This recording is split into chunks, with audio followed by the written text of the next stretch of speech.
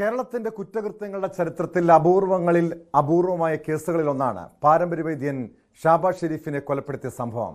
കേസിൽ മഞ്ചേരി അഡീഷണൽ ജില്ലാ സെഷൻസ് കോടതിയിൽ ഇന്ന് വിചാരണ നടപടികൾ ആരംഭിച്ചു. ഷാബാസ് ഷെരീഫിന്റെ മൃതദേഹാവശിഷ്ടം ഇതുവരെയും കണ്ടെത്താൻ കഴിയാത്തത് പ്രോസിക്യൂഷന് വലിയ തിരിച്ചടിയാണ്. CV അനുമോദ് ചേരുന്നുണ്ട് വിശദാംശങ്ങളുമായി വാർത്തയുടെ. അനുമോദ്, ഈ മൃതദേഹാവശിഷ്ടങ്ങൾ ലഭിക്കാതെ വിചാരണയിലേക്ക് കടക്കുന്ന കേരളത്തിലെ അപൂർവം ഒരു കൊലക്കേസുകളിലൊന്നാണ് ഷാബാസ് ഷെരീഫിനെ കൊലപ്പെടുത്തിയ സംഭവം. ഇന്ന് കോടതിയിൽ എന്താണ് സംഭവിച്ചത്? അതായത് വിചാരണ നടപടികൾ ആരംഭിച്ച ഒരു സാഹചര്യത്തിൽ എത്ര ദിവസത്തോളം ഈ നടപടികൾ നീണ്ടുപോകുമെന്ന് ആണ് കണക്കാക്കപ്പെടുന്നത്?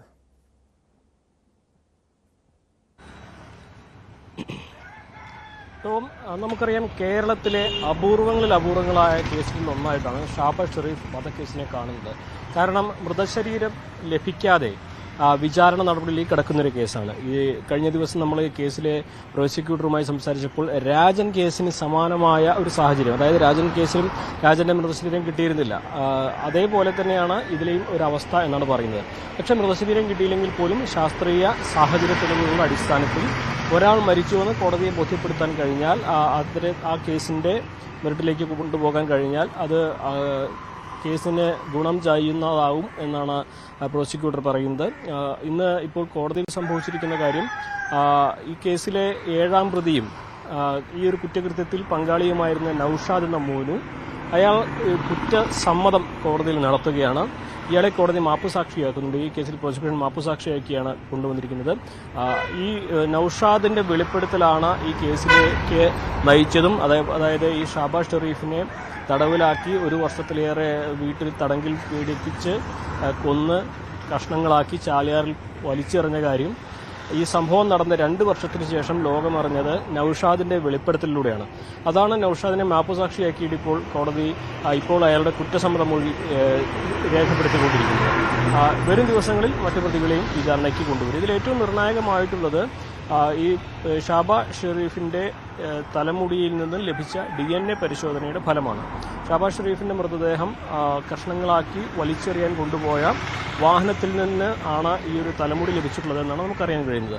ഈ തലമുടിയുടെ മൈറ്റോകോൺട്രിയ ഫലം, DNA പരിശോധനാ ഫലമാണ് ഇത് മൃതദേഹം ഷാബാസ് ഷെരീഫിൻ്റെതാണെന്ന് ശാസ്ത്രീയമായിട്ട് തെളിയിക്കാൻ ഈ പ്രോസിക്യൂഷന്റെ ഭാഗത്തുനിന്ന് ഉള്ളത്.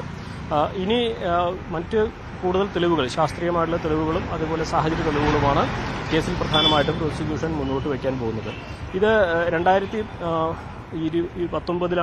ഈ ഒരു സംഭവം നടക്കുന്നത്. 2019 ഷാബാസ് ഷെരീഫിനെ മൈസൂരിൽ നിന്ന് ഷൈബിൻ അഷ്റഫിന് നേതൃത്വമുള്ള സംഘം തട്ടിക്കൊണ്ടുവരുന്നതും 2020 ഒക്ടോബർ വരെ നിലമ്പൂർ മുക്കട്ടയിലെ ഷൈബിൻ അഷ്റഫിന്റെ വീട്ടിൽ തടങ്കലിൽ പാർപ്പിച്ച് ക്രൂരമായി പീഡിപ്പിച്ച് അവസാനം കൊല്ലുകയാണ് ചെയ്തത്. ഷാബാസ് ഷെരീഫ് ഒരു പാരമ്പര്യ വൈദ്യനാണ്, ഒറ്റമൂലി വൈദ്യനാണ്, മൂലക്കുരുവിന്റെ ചികിത്സകനാണ്. ഈ മൂലക്കുരുവിന്റെ ഒറ്റമൂലിയുടെ രഹസ്യം തേടിയാണ് ഈ ഷൈബിൻ അഷ്റഫ് ഇത് ചെയ്തതെന്നാണ് അറിയുന്നത്. എന്നാണെങ്കിലും ഈ ഒരു സംഭവം പുറത്തിറങ്ങിയതിനെ തുടർന്ന് കേരളത്തിൽ മറ്റെവിടെയും നമ്മൾ കാണാത്ത രീതിയിലുള്ള പല പരിശോധനകളും കേരള പോലീസ് ഇവിടെ നടത്തി. അതുപോലെ തന്നെ മൃതശരീരം കഷ്ണങ്ങൾ വലിച്ചെറിഞ്ഞ ചാലിയാറിൽ ദിവസങ്ങളോളം പരിശോധന നടത്തി. അതേപോലെ തന്നെ ഈ ഷൈബിൻ അഷ്റഫിന്റെ വീട്ടിലെ ടൈൽസിൽ രക്തത്തിന്റെ കറ കണ്ടെത്തുവാൻ വേണ്ടി ടൈൽസ് മുഴുവൻ പൊളിച്ച് പരിശോധിച്ചു. അതുപോലെ തന്നെ ഈ ഒരു കൃത്യത്തിന് ഉപയോഗിച്ച ആയുധങ്ങൾ കണ്ടെത്തി, അത് പരിശോധനയ്ക്ക് അയച്ചു. ഈ തരത്തിൽ വലിയ തോതിലുള്ള ശാസ്ത്രീയ പരിശോധനാ ഫലങ്ങളാണ് കേസിൽ ഏറ്റവും നിർണായകമായിട്ടുള്ളത്. എന്നാണെങ്കിലും ഈ ഒരു കേസ് അനന്തമായി നീട്ടിക്കൊണ്ടുപോകാനാകില്ല എന്ന ഹൈക്കോടതിയുടെ നിർദ്ദേശം. ശാസ്ത്രീയ പരിശോധനാ ഫലത്തിനപ്പുറം ഈ മൃതദേഹാവശിഷ്ടം കണ്ടെത്താൻ കഴിയാത്തത് ഏതെങ്കിലും രീതിയിൽ പ്രോസിക്യൂഷൻ ഒരു വെല്ലുവിളിയാകുന്നുണ്ടോ? കാരണം നേരത്തെ അനുമോദ് തന്നെ സൂചിപ്പിച്ചു, ഈ ഷാബാസ് ഷെരീഫിന്റെ തലമുടി, മറ്റ് രക്തക്കറ, ഇതിൽ സുപ്രധാനമായി കണ്ടെത്താൻ കഴിഞ്ഞിട്ടുള്ള, ഇതുവരെ പോലീസിന് കണ്ടെത്താൻ കഴിഞ്ഞിട്ടുള്ള തെളിവുകൾ എന്തൊക്കെയാണ് ഈ കേസിൽ അനുമോദ്?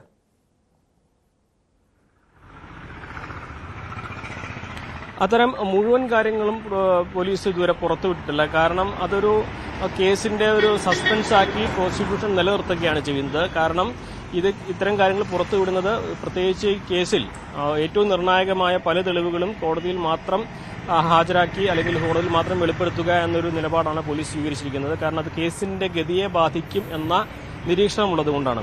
എങ്കിലും നമുക്ക് അറിയാൻ കഴിഞ്ഞിട്ടുള്ള കാര്യം, ഇതിൽ ഏറ്റവും നിർണായകമായിട്ടുള്ളത് നേരത്തെ ഞാൻ സൂചിപ്പിച്ചതുപോലെ തലമുടിയിൽ നിന്ന് ലഭിച്ച DNA പരിശോധനാ ഫലം അത് ഷാബാസ് ഷെരീഫിന്റെ തലമുടിയാണെന്ന് ശാസ്ത്രീയ പരിശോധനകളിലൂടെ കണ്ടെത്താൻ പോലീസിന് കഴിഞ്ഞിട്ടുണ്ട്. അതൊന്ന്. രണ്ടാമതായിട്ട് ഈ രക്തക്കറ, അതുപോലെ തന്നെ ഇദ്ദേഹത്തെ കൊലപ്പെടുത്താൻ ഉപയോഗിച്ച ആയുധങ്ങളിൽ നടത്തിയ പരിശോധനാ ഫലങ്ങൾ, അതുപോലെ ഇദ്ദേഹത്തെ മൈസൂരിൽ നിന്ന് തട്ടിക്കൊണ്ടുപോയ സമയത്തുള്ള സാക്ഷികൾ, അങ്ങനെയുള്ള സാക്ഷിമൊഴികളും സാഹചര്യ തെളിവുകളുമാണ് ഇതിൽ ഈ ശാസ്ത്രീയ തെളിവുകൾക്കൊപ്പം തന്നെ പോലീസിന്റെ ഭാഗത്തുനിന്നും പ്രോസിക്യൂഷന്റെ ഭാഗത്തുനിന്നും കോടതിക്ക് മുമ്പിലെത്തുക.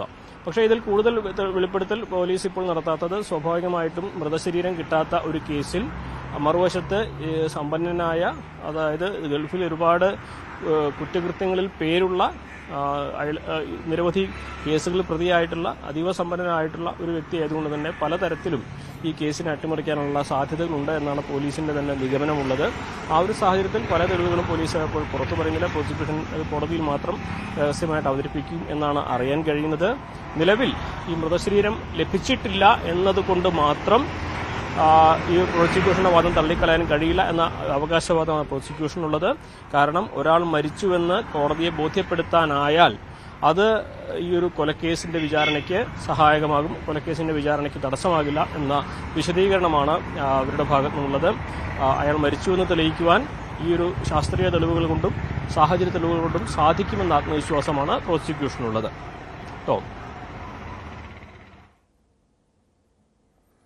അനുമോദ്, ഈ കേസിൽ കുറ്റപത്രം സമർപ്പിച്ചുള്ള എത്ര പ്രതികളാണ് ഈ കേസിൽ? അതായത് ഷൈബിൻ അഷ്റഫ്, മുഖ്യപ്രതി ഷൈബിൻ അഷ്റഫിനെ കൂടാതെ എത്ര പ്രതികളാണുള്ളത്? മാത്രമല്ല ഈ കേസിൻ്റെ ഒരു സ്വഭാവം അനുമോദ് സൂചിപ്പിച്ചതുപോലെ ഒരു വ്യത്യസ്തമാണ്. ഈ ഷാബാസ് ഷെരീഫിനെ തട്ടിക്കൊണ്ടുവന്ന മാസങ്ങളോളം തടവിൽ പാർപ്പിക്കുക, പിന്നീട് കൊലപ്പെടുത്തുക, തെളിവ് നശിപ്പിക്കുക, അതായത് മൃതദേഹ അവശിഷ്ടങ്ങൾ പോലും പൂർണ്ണമായി നശിപ്പിക്കുന്ന രീതിയിലുള്ള തെളിവ് നശിപ്പിക്കൽ, ഒരു ഗുരുതരമായ ഒരു വലിയ കൃത്യമായ പ്ലാനിങ് ആസൂത്രണത്തോടെ നടത്തിയൊരു കൊലപാതകം. എത്ര വർഷം വരെയും തടവ് ശിക്ഷ ലഭിക്കാവുന്ന കുറ്റങ്ങളൊക്കെയാണ് ഈ പ്രതികൾക്കെതിരെ ചുമത്തിരിക്കുന്നത്? ഈ കുറ്റപത്രത്തിൽ ഏതൊക്കെ വകുപ്പുകളാണ് ഇവർക്കെതിരെ ചുമത്തിരിക്കുന്നത് അനുമോദ്?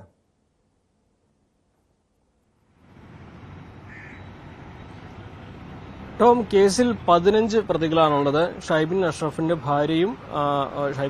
ഭാര്യയും സഹായികളും അടക്കം 15 പേർ. അതിലൊരു റിട്ടയർഡ് പോലീസുകാരനുണ്ട്. ഇതിൽ 2 പേരെ ഇനിയും പിടികിട്ടിയിട്ടില്ല. അവർ വിവിധ സംസ്ഥാനങ്ങളുള്ളിൽ താമസിക്കാൻ അവർക്ക് വേണ്ടി ലുക്കൌട്ട് നോട്ടീസ് പുറപ്പെടുവിച്ചിട്ടുണ്ട് എന്നാണ് അറിയാൻ കഴിയുന്നത്. ഇതിൽ ഏറ്റവും പ്രധാനപ്പെട്ട കാര്യം, ഈ ഒരു കൃത്യം നടന്ന് ആ വിവരം പുറത്തറിയുന്നത് തന്നെ അവരിൽ ഒരാൾ വെളിപ്പെടുത്തിയപ്പോൾ മാത്രമാണ്. അതായത് ഒരു കൊലപാതകം നടന്ന 2 വർഷത്തിന് ശേഷമാണ് ഈ കാര്യം ലോകമറിയുന്നത് തന്നെ. അപ്പോൾ ഒരാളെ തട്ടിക്കൊണ്ടുവന്ന് 1 വർഷത്തിലേറെ തടങ്കലിൽ താമസിപ്പിച്ച് ക്രൂരമായി പീഡിപ്പിച്ച് ഒരു മനുഷ്യനെ വെട്ടി നുറുക്കി അയാൾ മാച്ചു കളഞ്ഞു എന്ന് തന്നെ പറയാം. മൈസൂരിൽ നിന്നും തട്ടിക്കൊണ്ടുപോകുന്ന ഷൈബിൻ അഷ്റഫ് സംഘവും തട്ടിക്കൊണ്ടുപോകുന്ന ഷാബാസ് ഷെരീഫിനെ ലോകം കണ്ടിട്ടില്ല. അയാളെ എവിടെയാണെന്ന് പോലും അറിയാത്ത രീതിയിൽ, അയാളെ ഒരു ശരീരത്തിന്റെ അവശിഷ്ടം പോലും കുടുംബത്തിന് കാണാൻ കഴിയാത്ത രീതിയിൽ അയാൾ ഈ ലോകത്തുണ്ടായിരുന്നു എന്നതിന് ഒരു തെളിവ് അവശേഷിപ്പിക്കാത്ത രീതിയിൽ മാച്ചു കളയുകയാണ് പ്രതികൾ ചെയ്തിരിക്കുന്നത്. അപ്പോൾ അവർക്ക് കുറ്റപത്രത്തിൽ വലിയ കുറ്റങ്ങൾ തന്നെയാണ് ചുമതല. കൊലപാതകമുണ്ട്, അനധികൃത തടങ്കിൽ വെച്ചതുണ്ട്, ക്രൂരമായി പീഡിപ്പിച്ചതിന്റെ വകുപ്പാണ്, ജീവപര്യന്തവും കൊലക്കുറ്റവും കിട്ടാനുള്ള തരത്തിലുള്ള കുറ്റങ്ങളാണ് ഇവർക്കെതിരെ ചുമത്തിയിട്ടുള്ളതിൽ. പോലീസിനെ സംബന്ധിച്ച് ആകെ ഒരു തിരിച്ചറിവുള്ളത് ഈ 2 പേരെ കൂടി പിടികൂടാനുണ്ട് ഈ സഹായി സംഘത്തിൽ. അതായത് ഈ പ്രതിപ്പട്ടികയിലുള്ളതിൽ 13 പേർക്ക് പുറമെ 2 പേർ കൂടിയുണ്ട്. അവരെ കൂടി ഇതിൽ പിടികൂടാനുണ്ട് എന്നത് മാത്രമാണ് ഈ കേസുമായി സംബന്ധിച്ച് പോലീസിന്റെ ഭാഗത്തുനിന്നും ഇനിയും അന്വേഷണം നടക്കുന്ന ഒരു മേഖലയുള്ളത്. പക്ഷേ ഇത് അപൂർവമായിട്ടൊരു കേസ് തന്നെയായിട്ടാണ് പ്രോസിക്യൂഷനും പോലീസും കാണുന്നത്. കാരണം സമാനമായൊരു കുറ്റകൃത്യം അടുത്ത കാലത്തൊന്നും കേരളത്തിൽ നമ്മൾ റിപ്പോർട്ട് ചെയ്തിട്ടുണ്ടായിരിക്കില്ല.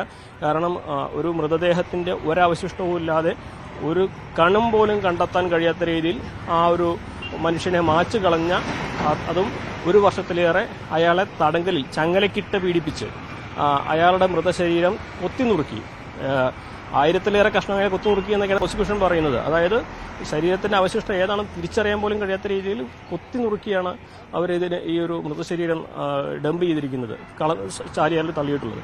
സ്വാഭാവികമായിട്ടും വലിയ ഒരു കുറ്റകൃത്യം കേരളത്തിൽ തന്നെ ഇത്തരത്തിലൊരു സംഭവം കേരള ചരിത്രത്തിൽ തന്നെ ആദ്യമായിട്ടാകും എന്ന തരത്തിൽ തന്നെയാണ് നമുക്കും വിലയിരുത്തേണ്ടതുള്ളത്. എന്നാണെങ്കിലും കൊലക്കുറ്റവും അടക്കം ഏറ്റവും വലിയ ശിക്ഷ തൂക്കിലേറ്റുക എന്നുള്ളത്. അതിന് തക്ക വകുപ്പുകളെല്ലാം ചുമത്തിയിട്ടുള്ള കുറ്റപത്രം തന്നെയാണ് സമർപ്പിച്ചിട്ടുള്ളത്. ടോം. യെസ്, വ്യക്തമാണ്. CV അനുമതി സൂചിപ്പിച്ചതുപോലെ കേരളത്തിൽ തന്നെ സമാനതകളില്ലാത്തൊരു കേസ്, അതിക്രൂരമായി നടന്ന ഒരു സംഭവമാണ് പാരമ്പര്യവിധേയൻ ഷാബാസ് ഷെരീഫിനെ കൊലപ്പെടുത്തിയ സംഭവം. ആ കേസിലാണ് ഇപ്പോൾ കോടതിയിൽ വിചാരണ നടപടികൾ ആരംഭിച്ചിരിക്കുന്നത്.